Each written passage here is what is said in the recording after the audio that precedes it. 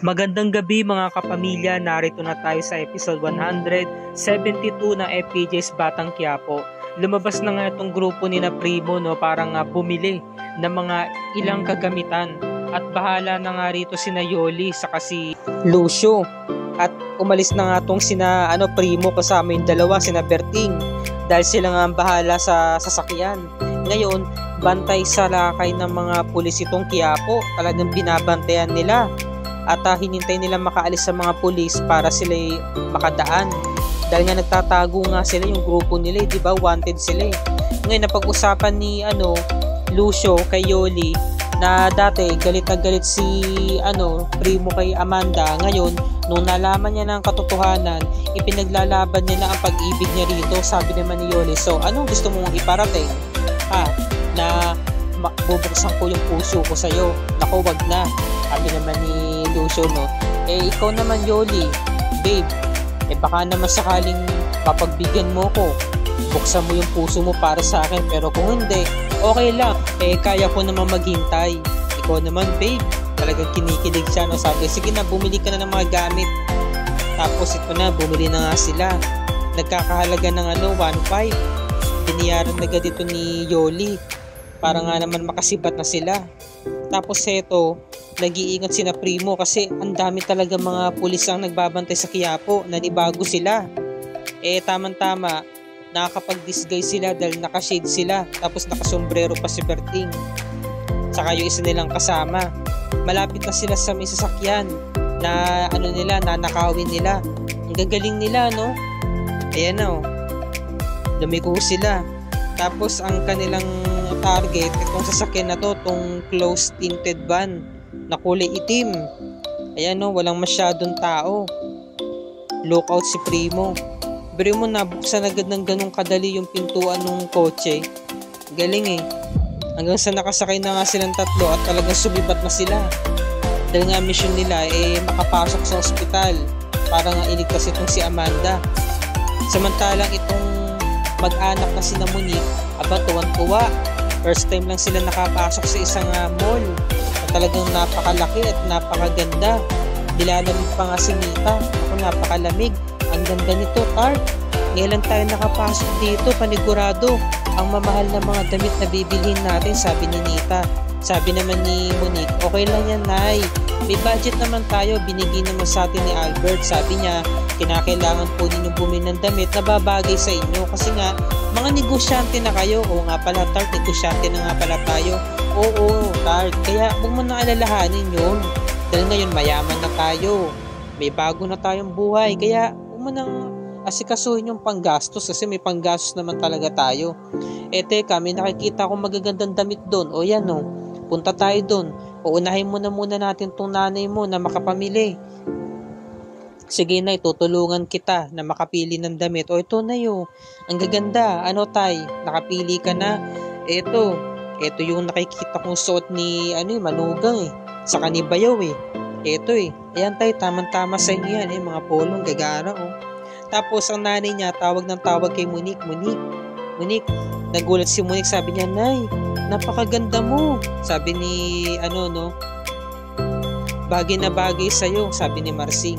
Kaso may kulang ano yun, Tart? Kulang ng kinang. O diba? Maganda nga tong si si Nita, diba? Maganda siya. Lalo na nung naayusan. So ito na, pumunta na sila dito sa may jewelry shop, Shanty Gem. Meron silang 50% off.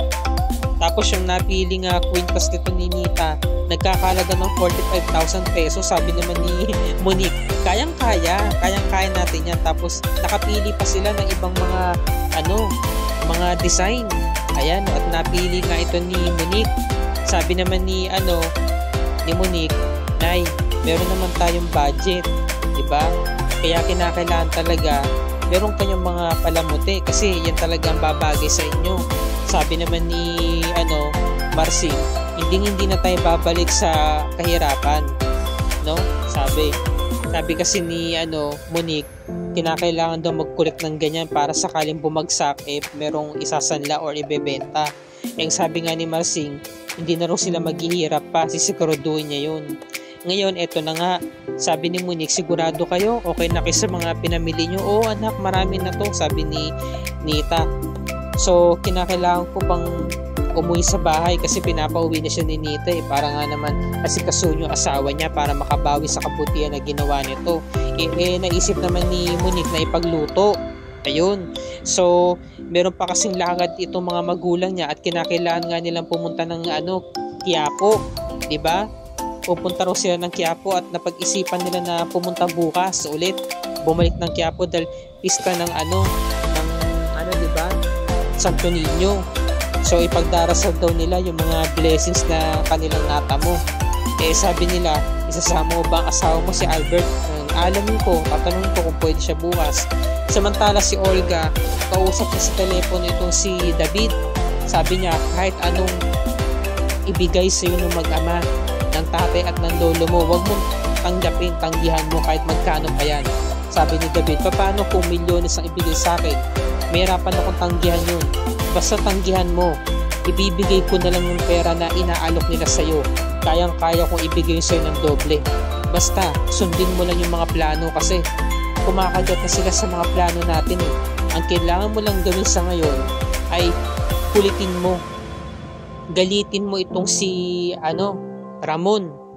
Dahil kapag iniisip niya na ipinalaki ka ng ama mong si Rigor na pulis sa may lansangan, lalong aalingasaw ang galit nun. Alam mo ba, yung tatay mong pulis, galit na galit dyan si Ramon. Nandahil sa kanya, kaya siya nahuli, nakulong na matagal at muntik pang mapatay. Kaya hanggang ngayon, hindi pa rin mawala sa isipan niya ang galit niya dyan sa tatay mo. Si Ramon pa naman, ayaw niya nang merong kakompetensya. Kaya kapag nagkaroon siya ng kaaway, talagang tatapusin niya talaga eh, di ba? So, ayan yung napag-usapan ng dalawa. At naiintindihan naman ito ni David. Talagang kumagat siya. Ngayon, nagulat itong si Olga dahil bigla na umuwi itong si Monique. So, nagkangitian naman sila, nagkakapansinan. Plastikan lang, no? Samantala, nagsisimula na nga magluto ng ginatang adobo itong si Monique. Ayan, at itinuro sa kanya ng katulong na ang sabi, paborito pala ito ng asawa niya, si Ramon, kaya nagluto siya agad. Ngayon, nung nahuli ni Monique na nanonood sa kanya si Olga, ate, pasok ka. Pwede mo bang tikman yung niluto ko? Para saan yan at para kanino? Para kay Ramon. Aba. O sige. Ate, pahingi po ng kutsara. Ay, okay na to, okay na. Sabi, no? Masarap ka pala magluto. Yun nga lang, susunod kailangan dagdagan mo pa ng bawang. Kasi si Ramon, mabawang yun. Gusto niya yung medyo maanghang-anghang. Pero okay, masarap. Masarap ang pagkakaluto mo. Talaga ate, salamat po Yun na. Sige po, tatandaan ko po yung sinabi nyo, yung tinuro nyo. Susunod po, dadagdagan ko po ng bawang. Oo. At for sure, kapag niluto mo ulit yan, lalo pang sasarap. Ayan, no? So, naisip ni Olga, sabi niya, no? Hindi ko akalain na magagamit kita sa pagkakataong ito, Monique. Kaya tama lang yan. Dumikit ka lang sa akin. Kinakailangan kong kuhanin ang loob mo dahil may mga plano pa ako sa iyo. Ito pala ang tadhana mo kaya pala hindi ka namatay doon sa kasal ninyo dahil magagamit pa kita. Tapos noon, eto na. Nagsalo-salo na nga sila sa kainan kasi tanghalian na. Nasaan ang asawa ko? Ay, papalabas na po, sir. Nagulat siya. Ano to? Niluto ko, adobong ginataan nga. Naku, napakasarap nito. Alam mo, paborito ko to. Oo nga. Sabi kasi ni ate, paborito mo daw to, kaya niluto ko. Ito po. Sabi niya, tay. Ayan, binigay niya ng pagkain. Ayan, sinandukan niya. So, nagustuhan nila. Magaling ka pala magluto, iha.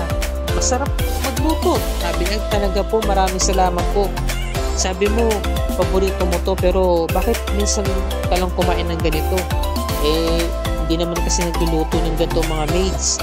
Sabi naman ni Don Julio, alam mo itong si Olga, naku, walang kakwenta-kwenta sa pagdating sa kusina. Kaya hindi to marunong magluto tong batang to. Ate Olga, gusto bang kumain? Hindi na, salamat. Pupuntahan pa kasi ako. Samantala, pinuntahan na nga ni na Warden itong mga grupo ni Tanggol, mga kaibigan niya. Gising, bangon. At babalik na kayo sa selda. Warden, hindi pa ho kami masyadong magaling. Nagpapagaling pa kami. Ano gusto nyo? Bariling ko kayo? Nag-iinarte pa kayo? Kayang-kaya nyo nang tumayo kumilos tumayo na kayo dyan. Sabi naman ni Warden, no, bigyan na ng uniforme itong mga ito. Alam nyo, babalik na kayo sa selda dahil inuutos siya ni Chief Espinas.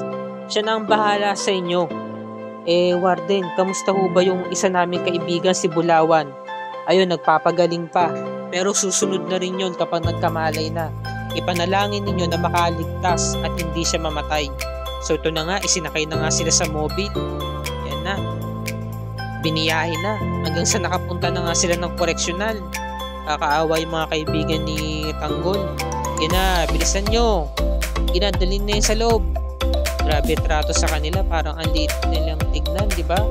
Parang nanlilit sila sa mga sarili nila, wala naman silang mga kasalanan. Pero yun mo, dinerecho agad sila sa may Bartolina, sabi nung isa, sir, ba't nyo kami dinala dito? Wala naman po kaming kasalanan, hindi po kami nagpasimuno ng gulo, sabi ni Maka Santos. Papaliwanag pa kayo eh. Kaya na nga itong sangkot sa gulo eh, sabi naman ni Warden, hayaan nyo. Hindi naman namin kayo papatayin o sasaktan. Basta, sumunod lang kayo sa ipinag-uutos ni Chief Espinas. Siya ang bahala sa inyo. Siya ang bahala magparusa sa inyo. Narado na yung pinto. Tapos pinunta na nga nila si Chief Espinas para ibalita na nakakulong na nga sa Bartolina yung 4 na kasama ni Tanggol. Very good, Warden. Ngayon, tawagin ninyo si Celso sa si Tanggol. Papuntahin ninyo sa Bartolina at ipakita ang mga kaibigan niya. Nang sa gayon, malaman ni Tanggol ang mga kalagayan ng mga kaibigan niya. At pagkatapos nun, dalhin nyo sila sa akin. Sabi ni Maka Santos, no, talagang napakatalino mo talaga, Chief Espinas, no. Talagang hawak mo na talaga sa leg ito si Tanggol. Tiyak, hindi siya makakati sa mga kaibigan niya dahil ayaw niya makikitang nahihirapan yun. Kaya susunod siya sa'yo. Talagang walang makakatanggi sa gusto ko. Talagang susunod siya sa pagkakataong ito. So pinatawag na nga si Celso saka si Tanggol o Mayor, sama ka na. Bakit to? Ba't mo ako pinapatawag ni Chief Espinas? Meron siya importante sasabihin sa'yo. Ito na nga, nakapin na nga sila sa Bartolina. Ano meron dito, sir? Ba't niyo ako dinala dito? Binuksan yung pinto. Mga kaibigan ko po yan Di ba nasa hospital po sila? Ba't niyo agad pinabalik? Saka ba to sila nakakulong dito? Yan kasi ang pinag-uutos ni Chief Espinas. Malalaman mo din. O sabi niya ng mga kaibigan niya. Sila nga nag-umpisa ng gulo eh. Wala naman kami kasalanan eh. Sige na, sarado na yan. So nagtataka si Tanggol, no? Sabi naman ni Celso, hayaan mo na Tanggol. Ligtas sila. Basta sumunod ka lang sa ipinag-uutos ni Chief Espinas. Wawa naman si Tanggol, hawak na sa saliig. Hanggang sa umalis na nga sila, di ba? Dala ikakatagpo na nga siya ni Chief Espinas. Kaya ito yung mga magaganap sa mga susunod na episodes ng FPJ's Batang Quiapo, mga kapamilya. Ito na nga, itutur na nga si David sa mismong factory ng droga. Ayan, no? Para malaman niya ang kalakaran dahil balang araw or sa nalalapit na panahon, siya na mismo ang hahawak ng negosyo nila. Kaya dapat matuto na siya. At ngayon, inaalam ni Monique kung sino ba yung si Tanggol. Nako, makikita sila. Hindi niya alam si David pala yun, di ba? So ito na nga, kailan ba mag-uumpisa ito nga pinakahinihintay natin, yung pinakaunang misyon ni Tanggol kasama si Bubbles, no? Mapapatay nila dito si Congressman Sevilla. Ito yung dapat natin pakatutuhan. Kaya grabe, no, mga kapamilya, no, paganda na ng paganda ang FPJ's Batang Quiapo. Kaya huwag natin itong paliligtaang hindi panoorin. Lagi natin itong susubaybayan. At dito na po nagtatapos ang review and recap para sa gabing ito. Kung bago ka pa lamang sa aking channel, kapamilya, please like and share this video on your social media platforms. I-hit mo na rin ang subscribe button with notification bell icon para lagi kang updated sa mga episodes ng FPJ's Batang Quiapo and other ABS-CBN shows tulad nito. Magandang gabi, happy viewing, maraming salamat sa inyong panunod, mga kapamilya, and God bless us all.